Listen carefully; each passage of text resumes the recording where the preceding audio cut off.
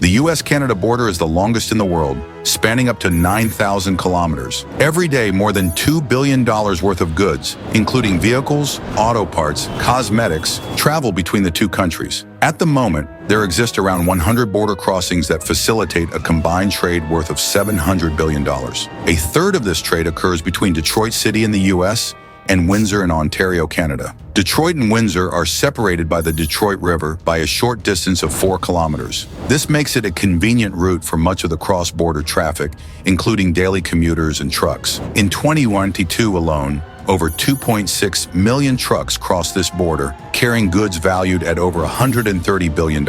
Over the years, business owners and governments quickly realized the financial potential of this route. So as early as 1910, the Michigan Central Railway was introduced to streamline traffic between the two nations. Before the railways, people had to rely on ferries that were expensive, had limited capacity, and not to mention were quite slow. The railway utilized an immersed tube tunnel, the first of its kind in the world. Closely following the railway's success was the Ambassador Bridge. At the time of its opening in 1930, it was the longest suspension bridge in the world. You can still find this 90-year-old bridge sitting parallel to the railway tunnel over the river. Being the only bridge between Detroit and Windsor, the Ambassador Bridge enjoyed celebrity status for much of its lifespan. It could charge the amount it wanted to and increase it whenever it liked.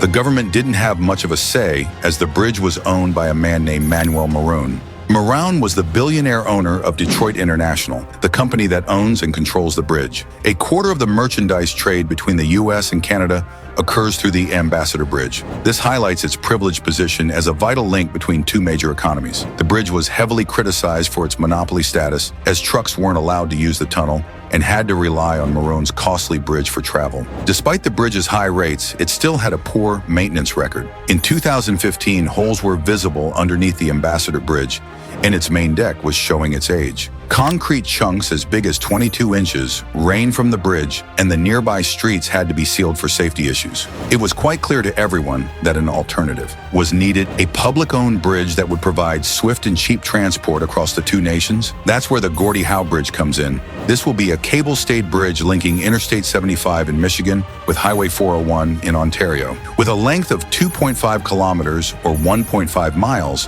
Gordie Howe will become the longest cable-stayed bridge in North America and the 10th longest worldwide. It's named after the Canadian ice hockey player Gordie Howe, who played for 25 years for the Detroit Red Wings. The bridge was first conceived in 2000 by the transport departments of US, Ontario, and Michigan. In 2004, the governments of the United States and Canada confirmed that a new bridge would be constructed between Detroit and Windsor. Despite being a binational project, the US seems to have hit the jackpot, as it doesn't have to pay a penny for the bridge's construction. Gordie Howe's construction is being entirely funded by the Canadian government. That's why tolls would only be charged on the Canadian side of the bridge to help repay Canada's contribution. For American citizens, this deal was practically a free lunch. They weren't obliged to contribute anything except for some infrastructure improvements and still benefit from a new connection. Who could be against such a thing? Well, there was still one man. Remember the owner of the Ambassador Bridge, Manuel Moroun? When Moroun heard plans for the new Gordie Howe Bridge, he knew he had to stop it.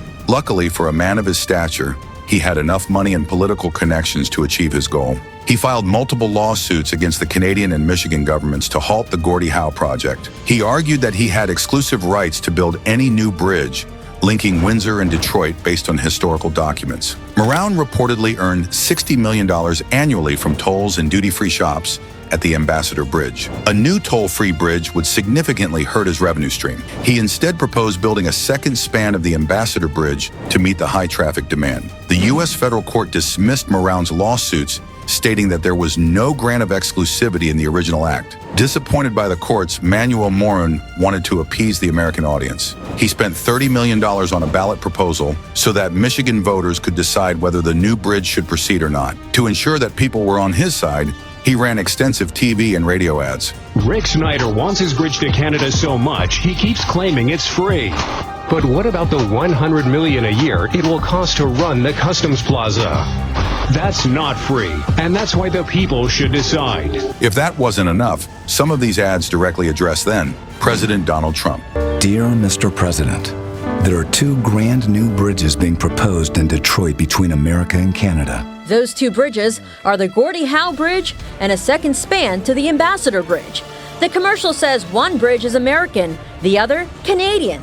After burning most of his cash, Moroun's success was limited, yet he still had a few small wins here and there. He gathered enough signatures to secure the proposal on the ballot, but it couldn't go any further. When Governor Rick Snyder appeared at an event related to the Detroit River Crossing project, a handful of protesters gathered around the venue to support Moroun's plan. If you like the video so far, kindly take a moment to subscribe to our channel. We bring the latest news in the construction industry with 2 new videos each week. Enough with promotions, let's return to the bridge. By 2018, all major lawsuits of Moroun's were thrashed out and the project was back on course. Senior administration from both countries reaffirmed their support, and after 2 decades of controversy, the bridge's construction finally began. The bridge is divided into 4 components: the Michigan interchange, the U.S. point of entry, the Canadian port of entry, and of course, the bridge itself. The Canadian port of entry will be the largest in Canada, while the U.S. port of entry will be one of the largest in North America. On the U.S. side, the port of entry will directly connect the Interstate 75 with dedicated highway ramps. The Canadian port of entry will connect to one of the major highways in the nation, known as Highway 401. This direct highway access will save drivers around 11 to 18 minutes, eliminating the need to navigate through small streets and traffic lights. The bridge will feature 6 lanes, with 3 heading to the U.S. and 3 for crossing into Canada. Additionally, there will be a toll-free path for both pedestrians and cyclists. This path will be further linked to the Trans-Canada Trail, which is the longest recreational trail in the world. This trail is so big that it extends from the Atlantic Ocean to the Pacific and then to the Arctic Ocean. The design also includes the potential to accommodate 2 extra lanes, should the demand arise in the future. Being a suspension bridge, its weight is supported by 2 A-shaped towers rising up to 200 meters. These massive towers are linked with 216 cables that hold up the bridge's deck. If you lay all these cables end to end, they could reach a length of 5,000 kilometers. This is equivalent to the distance between Windsor and Alaska. For every 15-meter segment between the stay cables, the deck weighs about 300 tons. That's a lot of weight on a single tower. To shoulder this burden, each tower is supported by 6 shafts drilled 36 meters into the soil, the equivalent of an 11-story building. Being a cable-stayed bridge, Gordie Howe's design is different from a suspension bridges like the Ambassador Bridge or the Golden Gate. In a suspension bridge, the cables are vertical and joined to the main cable at the very top. For a while, suspension bridges were the go-to choice for crossing in America. But as the cable-stayed design became cheaper, quicker, and more efficient, it began to make a comeback. This design was finalized by the B&A Consortium, the main contractor behind the project. Their team included big names like AECOM, ACS Canada, and Econ Group. AECOM, the project's lead designer, is famous for projects like the World Trade Center, San Francisco, Oakland Bridge, and the stunning Sundial Bridge. Since the bridge is on top of the Detroit River, it will have a safety gap of 46 meters above water so that cargo ships and ferries can pass below. The main deck consists of 27 segments that were built out from each tower. On the border processing side, there will be 24 inspection lanes in Canada and 36 primary inspection lanes in the U.S. This setup aims to enhance efficiency at one of the busiest commercial border crossings between Canada and the U.S. However, building a bridge of this scale isn't easy. There were many problems, including land acquisition challenges that had to be dealt with. The city of Detroit itself had to sell 36 parcels of land, including underground assets, and 5 miles of city-owned streets in the Delray neighborhood. Yet many properties in the bridges surrounding were still in the hands of private landowners. Some of these were owned by, you guessed it, Manuel Moroun. The property issue was so severe that at one point, Canada was even advised to buy the Ambassador Bridge from Moroun. To prevent further delays, the Michigan Court of Appeals had to step in. The court passed a landmark ruling that stopped Moroun's advances and allowed the construction of the U.S. Plaza to begin. By July of 2024, the crew had completed the main body except the middle segment that would connect both sides. The gap you're seeing here measures roughly 11 meters. The candy inside of the bridge had to be moved 6 inches to allow for perfect alignment with its sister span. 6 temporary braces were installed to secure the 2 sides until permanent structures were fitted in. This process was long and even extended till night. The right and left edges were connected with 2 permanent edge girders, making the bridge ready for its final phase. The crew then began removing the temporary girders and replaced them with 12 concrete panels to create floor space. The main deck of the bridge was finally connected on July 26, 2024. The event was celebrated by a party held on the bridge's deck. It's a huge milestone for the construction crew, who had been working 60 to 80 hours every week for 2 years straight. Prominent guests from both sides of the border attended the event, including Gordie Howe's two sons, Marty and Murray Howe. Our dad would be so proud of this moment. It's just so exciting to see. It's one thing looking at it from the road here, but when you look at it from on the bridge here, it's amazing.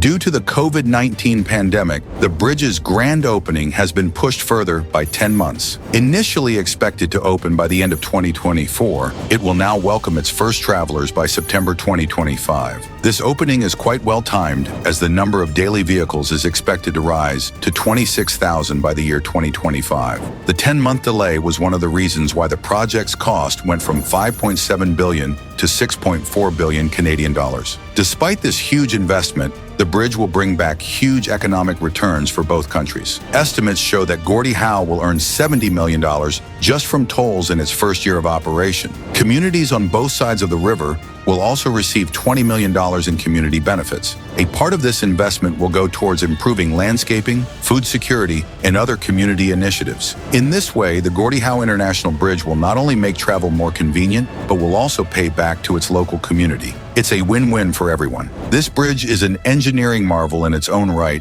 but it can't compete with the bridges you're about to see in this video. We created a list of the most scariest bridges in the world. So if you're interested, click on this video right here. Anyway, thanks for watching, and we'll catch up in the next video.